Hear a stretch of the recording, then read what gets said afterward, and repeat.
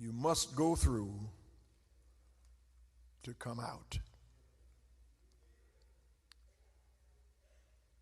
The question before us this morning is the question that has been asked for ages. And those of us who are believers know the answer. So it is a rhetorical question used to elicit a thinking response. For when you look back over your life,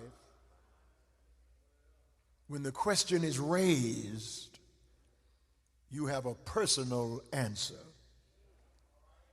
And the question is, can God deliver us? Can God deliver us? Another king now appears on the scene. As we know from Daniel chapter 3 that the Babylonian kingdom was under Belshazzar, and this hand came writing on the wall to tell King Belshazzar that your kingdom is divided and you've been found wanting, and the Medes and the Persians have now taken over the Babylonian kingdom. And there is a new king named Darius.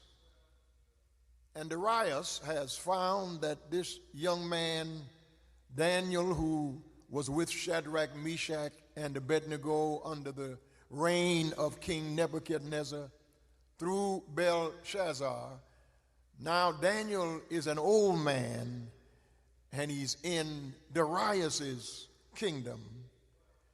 And Daniel is a man of some administrative ability.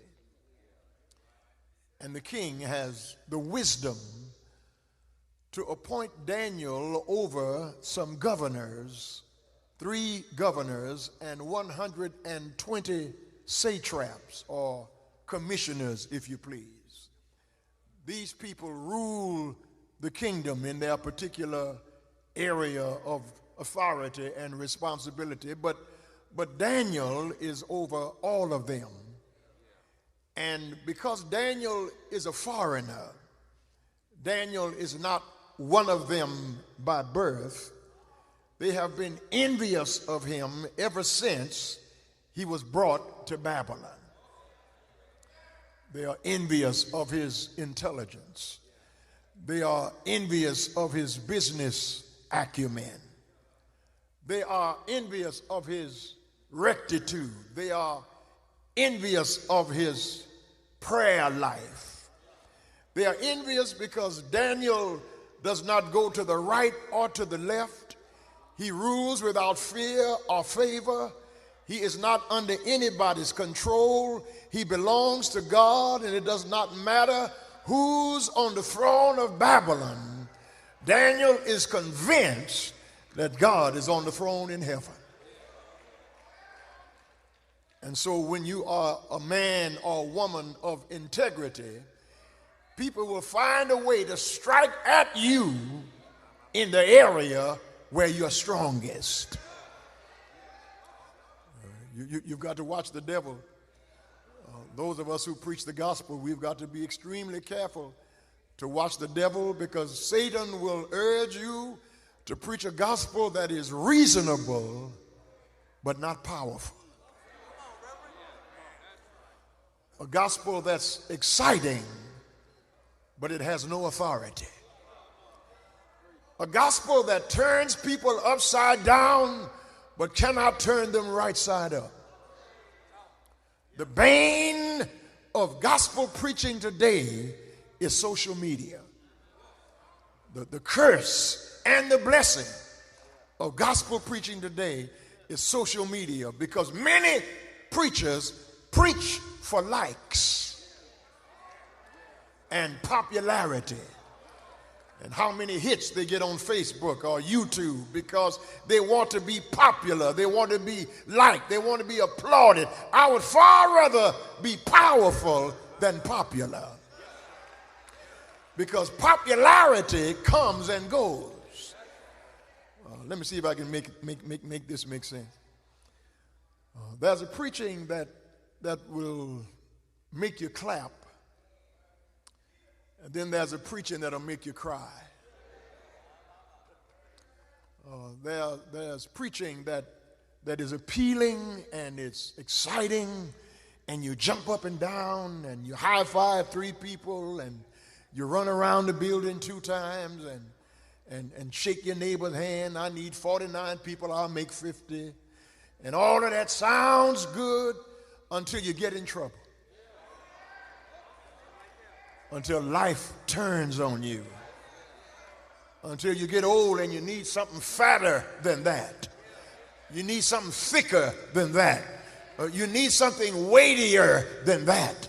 Because that kind of preaching is like eating Chinese food. You eat Chinese food and an hour later you're hungry again. You listen to that kind of preaching and you go home and say, now what did he say? You can't remember the subject, you can't remember a point, you can't remember anything. It sounded good. You jumped up and down, and listen, everybody enjoys cotton candy from time to time, but you need something that will hold you when life gets hard and when the days get dark. And when you are a man or a woman of integrity, Satan will attack you in your area of strength. They couldn't attack Daniel with women. They couldn't attack Daniel with alcohol. They couldn't attack Daniel with a wild, riotous lifestyle. But they noticed something that he did 3 times a day. Every day. 3 times a day, he prayed. And they decided that the best way to trap Daniel is to trap him by his God. Can they trap you by your God? Can they trap me by my integrity when it comes to God? Because anybody can be faithful at noonday. What happens at midnight? Anybody can trust God when the heat is turned down.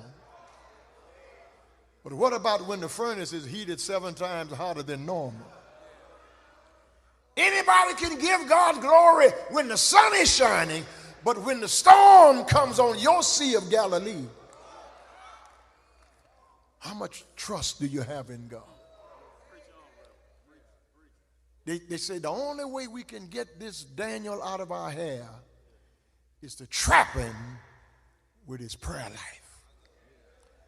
Because they noticed that Daniel went to his room and raised his window towards Jerusalem and publicly, loudly called on his God.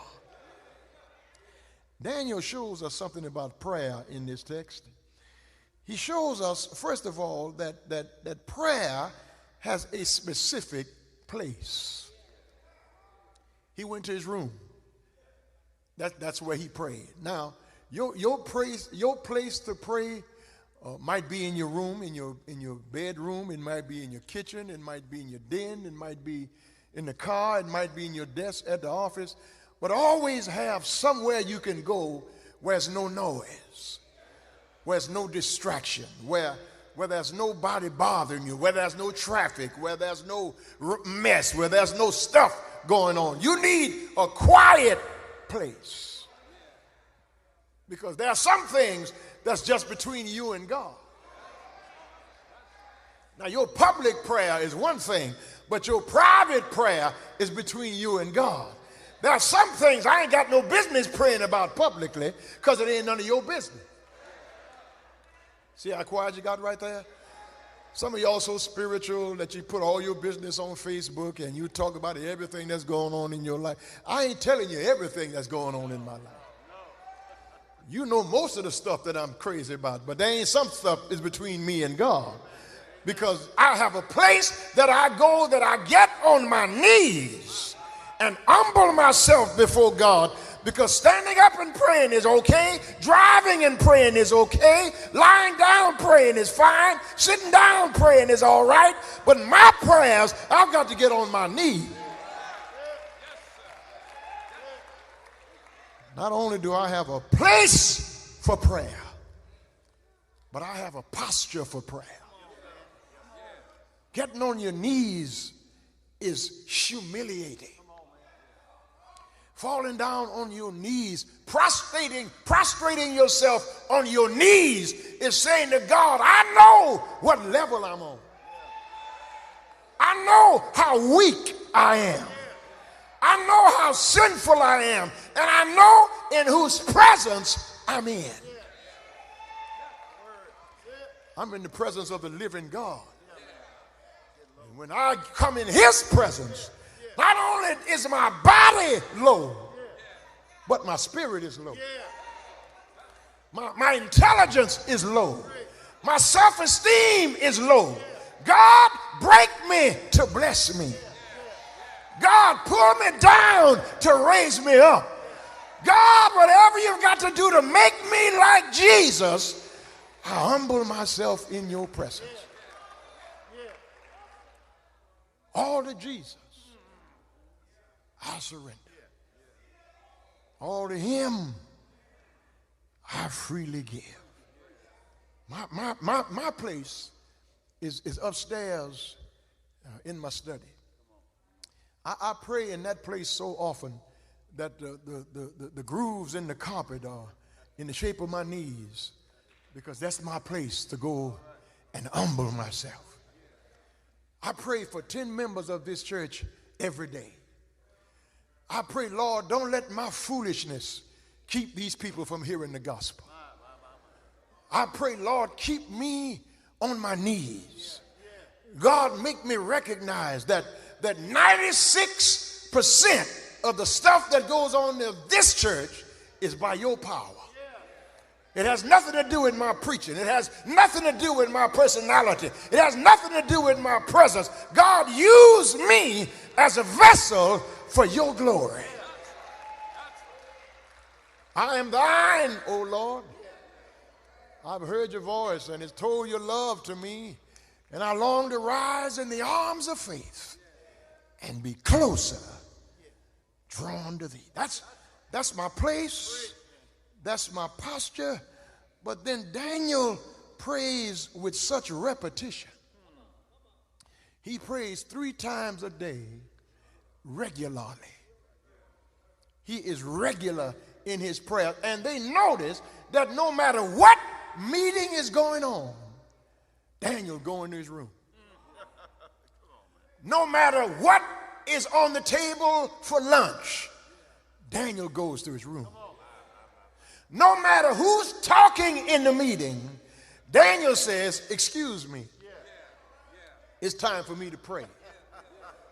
No matter what's on the agenda, Daniel said, you got to put it on hold right now, because I've got to go and pray. And my elder said, if you pray and pray right, God hears and answers prayers, and God knows when your enemies are plotting against you. God knows when your enemies are setting a trap for you. And so they set the trap, and the trap is, let's go to the king and have him to sign a decree that for 30 days nobody prays to any god but King Darius. And of course the king likes that. That sounds good, because who wouldn't want to be prayed to? Who would not want to be worshiped?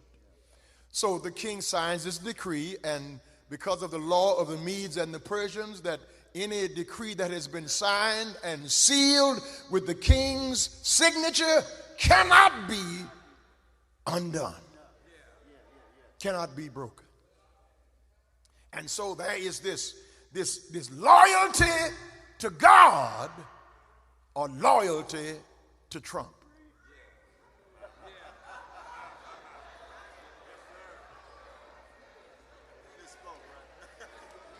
Oh, I'm sorry, I mean Darius.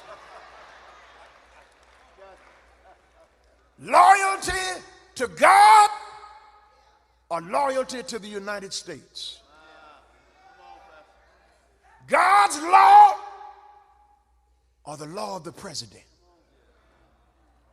Can you imagine how blasphemous it is that the president of the United States has this image of himself as Jesus? That's beyond heresy. That's beyond hubris. That's beyond narcissism. That's blasphemy. And the church needs to say something about that. Because no president woke me up this morning. No president gave me my health and strength. No president put food on my table. No president saved me when I was on my way to hell.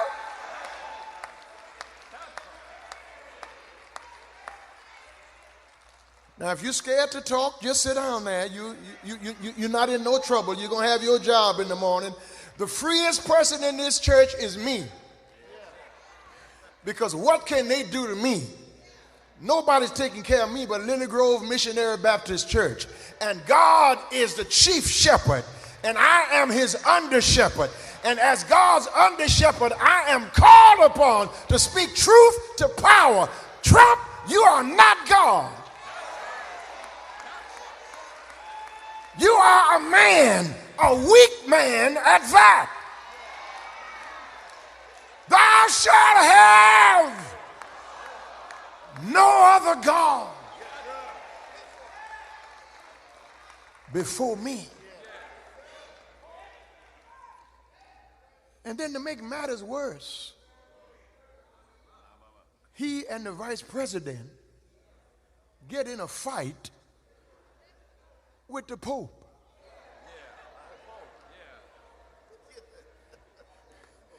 Do you know how smart you got to be the Pope? The vicar of Christ, the bishop of Rome, the priest of the Holy See. And this Pope is an Augustinian scholar, a theologian of the highest order. And J.D. Vance talking about he got to be careful when he talk about, are you, I almost said a bad word. Are you on that stuff? Are you crazy? The Pope ain't got to be careful about theology. He is a theologian. And to the Catholic Church, whatever the Pope says is scripture. He speaks ex cathedra as if God is speaking himself. He wears the shoes of the fishermen. He is in the direct line of succession, they believe, of Peter himself. And they're telling the Pope, be careful. So our decision today is, should I obey God or the laws of this country? That ain't no decision for me to make. Wait a minute. I've already made my decision. I'm like Shadrach, Meshach, and Abednego. King, we're not careful to answer you in this matter. Because the God we serve, I wish I had a Bible reader, is able, and he will deliver us out of your hands. But if not, I'm going to church Sunday. If not, I'm going to wave my hands in the sanctuary. If not, I'm going to give him glory no matter what the president. For God I live.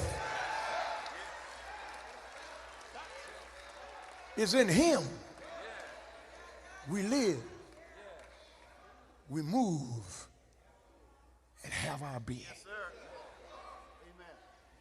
And so they set the trap, and the trap is about to be sprung because the king has signed it, and it cannot be violated. It cannot be unbroken. And so they sign this decree, the king signs this decree, and then they see Daniel doing what Daniel does. Daniel got the email. Daniel was well aware of what they had done.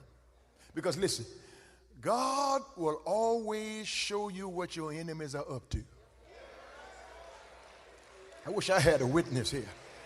God will never leave you in the dark when people are plotting against you because they can't hide it. It's on their face. They're acting funny. They're talking different. They don't shake your hand like they used to shake your hand. They don't want to go to lunch no more. They ain't got much to say. You speak, they just say hi. Used to be all over you, just talking and hugging and holding hands. Now they got something to do. They're on their way out the door. Looking at you, my mama say, with the side eye. That's the way your enemies do when they're plotting against you. But God will always keep you in the loop. God will not let them slip up on you and surprise you. Daniel knew what they were doing, but Daniel knew who his God was. And so Daniel, listen, didn't raise the window a crack. Listen to me. Because you can't get nothing but dust in a crack. He raised it all the way up to the top and said, look at what I'm doing. I'm calling on the name of my God. And they went to the king and said, this Daniel that you put over us, this Daniel that you got so much confidence in, this Daniel that you think is all that, is praying to his God. And of course now the king is on the horns of a dilemma. The king is in a conundrum because he respects Daniel. He admires Daniel. He loves Daniel, but he can't go back on his word. So he has Daniel thrown in a den of hungry lions. These are not little house pets or tomcats that are around here in the neighborhood. These are huge, giant, hungry lions. And Daniel is thrown in a den of hungry lions. But watch how God works. While Daniel is in the lion's den, he's sleeping. The king who threw him in is awake. You missed your shout. Daniel is in the den sleeping. The king is up all night walking. All night, all day, every minute, every second, every hour, every day, every week, every month, through the years, come what may, fiery furnace, lion's den, Philippian jail, Calvary's cross, hospitals, hospice, sickness, death, enemies, friends, whatever you're going through,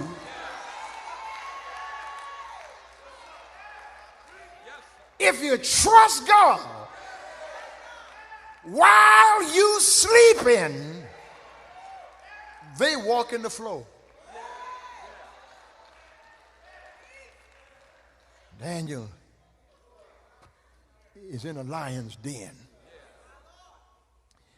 And God arranges not for the lions to lose their appetite, because lions eat people. I mean, this is lunch. This is a gourmet feast. They did not lose their appetites. God kept their mouth closed.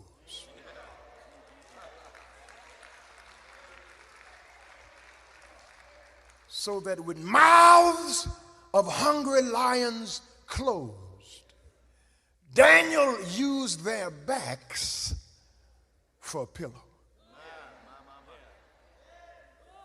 Cushion. He said,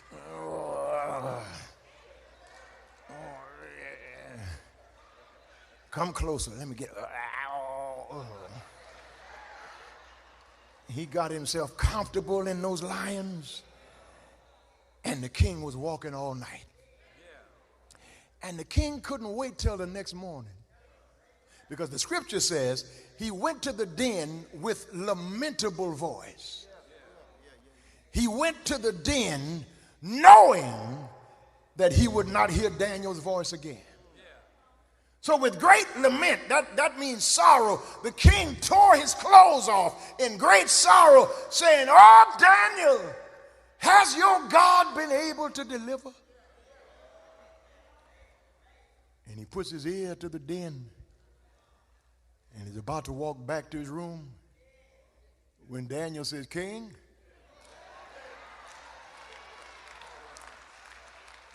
live forever. The God I serve kept me all night. I couldn't fight, but the Lord fixed it that the lions wouldn't bite. And I got up this morning to tell you, O king, that my God has been able to deliver me." And somebody here got that testimony. I've been in some lions' dens. I've been in some tight spots in my life. I've been in between a rock and a hard place, but God delivered me. If you know you've been delivered, I said, if you know you've been delivered and you're not embarrassed to testify, if you know it was God and God alone who got you out of your situation,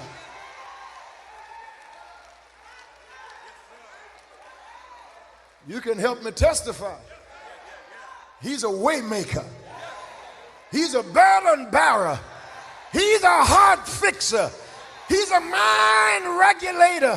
When I can't sleep at night, he gives me peace that surpasses all understanding. Be anxious for nothing,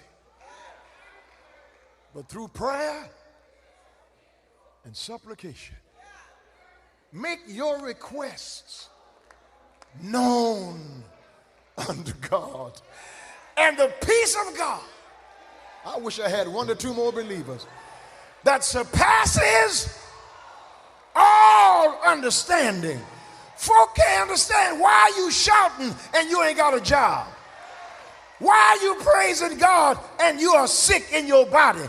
Why are you giving God glory and your son is in prison? Why are you thanking God when things are going awry in your life? Because I know God can fix it. If he did it before, he can do it again. But look at how God handled Daniel's enemy. The king said, "Y'all made me sign this decree, huh? Okay. This was y'all idea? Every last one of you go on in the den that you set for Daniel. When you dig a ditch for somebody, dig another one,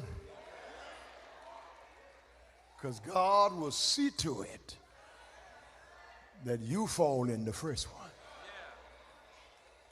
Fret not yourself because of evildoers, neither be envious against the workers of iniquity.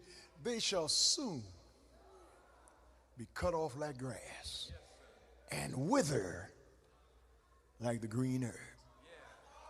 The Lord is my light and my salvation. Whom shall I fear?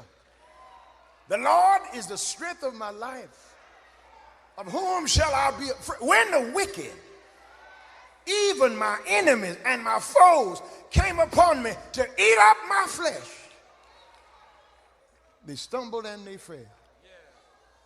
Though a host should encamp against me, in this will I be confident. One thing have I desired of the Lord, and that will I seek after, that I may dwell in the house of God all my days, for in the time of trouble he shall hide me.